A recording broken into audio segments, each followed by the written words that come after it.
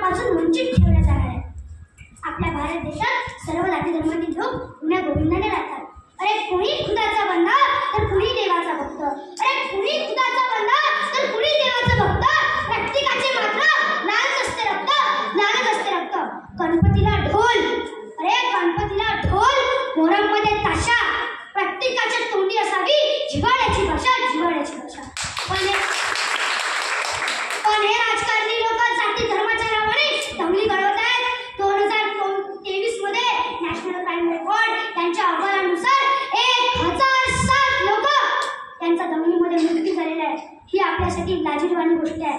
हे सर्व होऊन मला कवी किशोर कोळी यांच्या ओळी आठवतात। अरे कोणी म्हणते भगवा तर कोणी म्हणते हिरवा, अरे कोणी म्हणते भगवा तर कोणी म्हणते हिरवा, माणसं मरून राहिले आधी तैले जगवा, आधी तैले जगवा।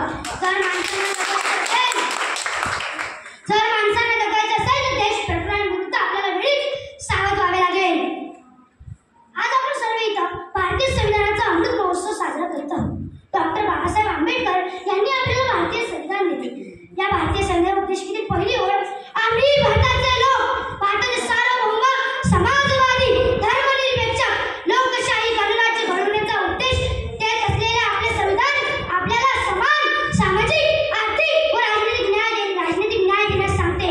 पण शाळेतील मुलांना होणारे लैंगिक अत्याचार, 2 वर्षांपासून पेटत असलेले मणिपूर सामाजिक न्याय देत नाही, वाढती बेरोजगारी आर्थिक न्याय देत नाही, राजकीय न्याय मागणाऱ्यांवर ईडी, इन्कम टॅक्स, सीबीआय यासारख्या तपास यंत्रणांचा सामना करावा लागतो।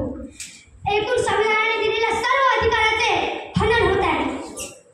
वाढती बेरोजगारी, शिक्षणाचा अभाव, शेतकऱ्यांच्या आत्महत्येचे प्रमाण, स्त्रियांवर होणारे अत्याचार या सर्व मुद्द्यांवर आपला देश पेट घेत आहे।